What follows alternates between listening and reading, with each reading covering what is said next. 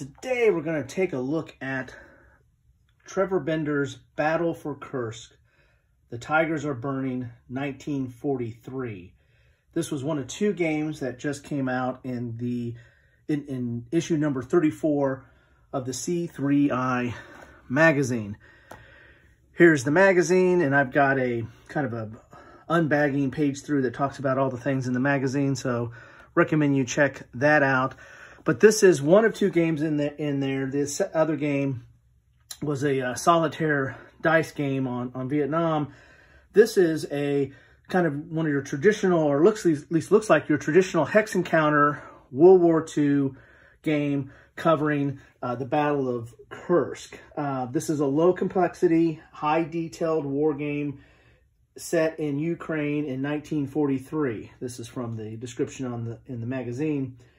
It focuses on the buildup and execution of the German summer offensive, Operation Citadel, and the 3 Russian counteroffensives that followed. Players have a great deal of latitude to choose their own course of action and explore other possible outcomes during this pivotal point on the Russian front in World War II, when 2 German army groups faced 8 Russian fronts in a bid to claim the initiative for the rest of the war.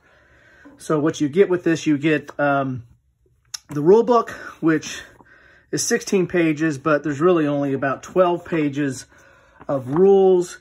It's 2-column, it's full color.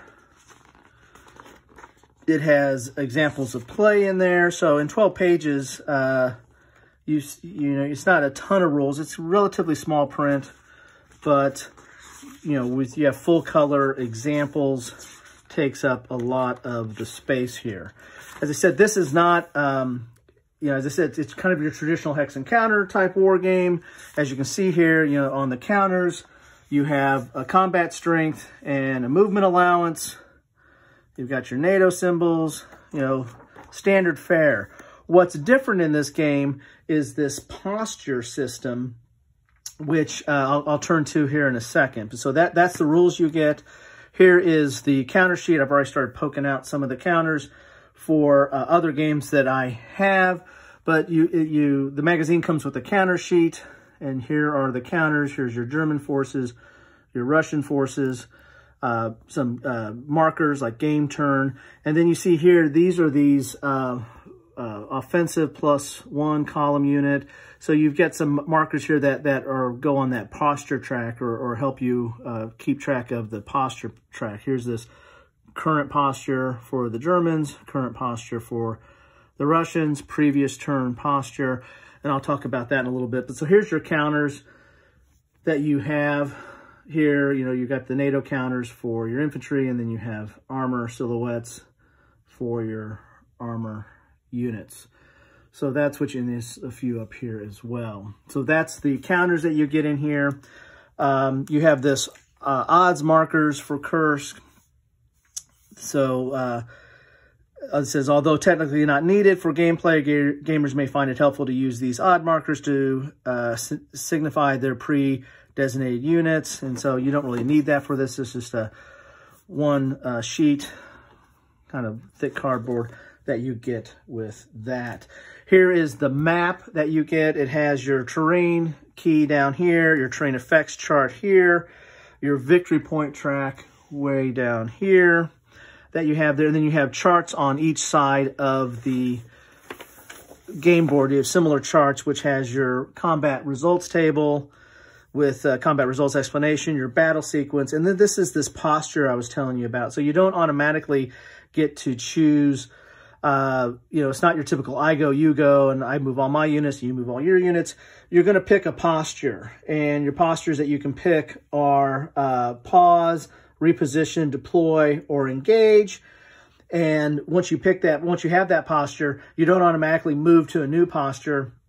You had those counters I was showing you that you can move up this chart or down this chart. You have to use that to move up and down the chart.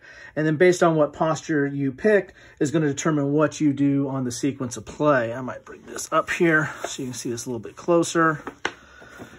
So on the sequence of play here, so if you picked the reposition, which is the blue R, then you're going to be able to, you're only going to do two, like if you're the Germans, you're only going to do two things on your phase. You're going to do the replacement phase and you're going to do the movement phase. And that's it. If you picked pause, which is the red P, you're only going to do the replacement phase.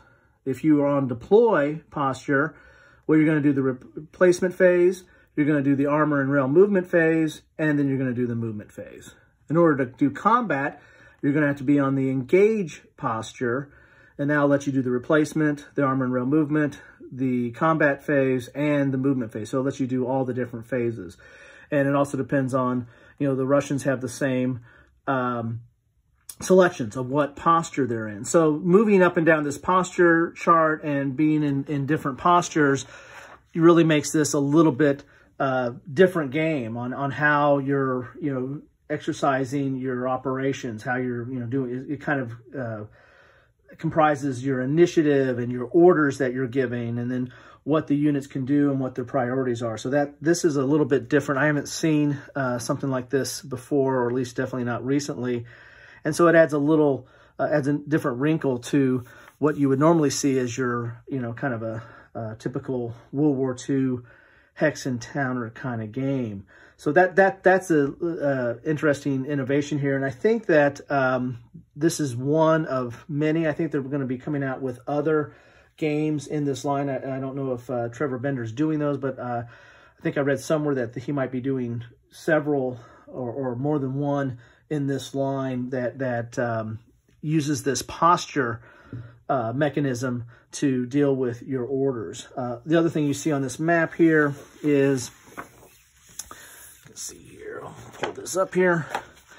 You've got your turn track, so that's going to have, and I think that this also, I think, indicates like your reinforcement, but also modifies the posture as well here. So this gives you whether it's a mud turn, so that's going to affect movement, of course.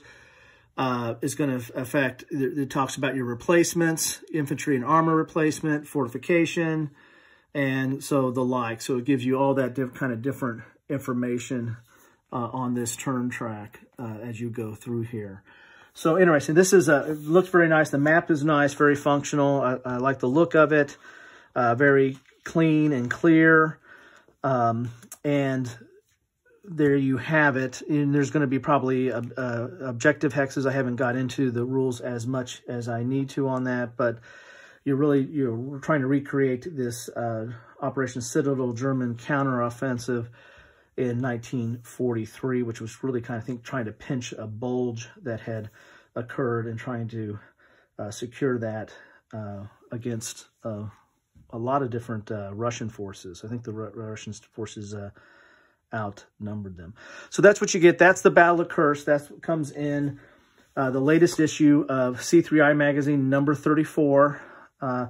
Really good game, C3I. Again, I would check out my earlier video on that, going through what's in that magazine as far as it has a bunch of other inserts, has other counters for some for other games, focusing mainly on GMT games. But this looks like it's a solid entry into the World War II universe, especially with this new posture system. And I'm anxious to get that to the table and see how that plays out and what kind of decisions that has. If you like this, please like. If you want to see more or want to know what's coming up, please subscribe, and love to hear your comments. I'd like to know what you think about this. Have you played this? Have you tried this out? What do you think about that posture system? Are you excited about seeing other titles that come up with that same system? What are the good things about it? What are some of the limitations? Love to hear about that. Please, post some comments there. And as always, thank you for watching.